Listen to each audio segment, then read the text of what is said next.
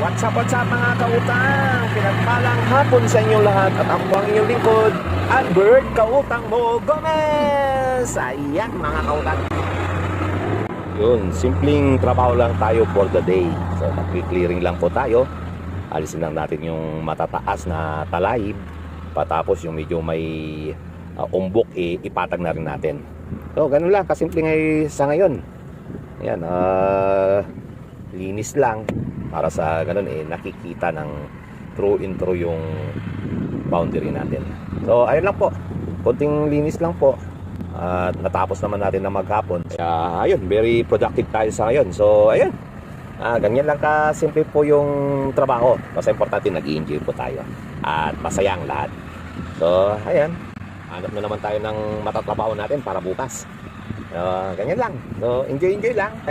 So ayan po, next time sa pa naman yung trabawin natin. Ayan, mataas na rin yung talay. Bago natin tambakan, linisin muna natin, i-clearing din natin, ha?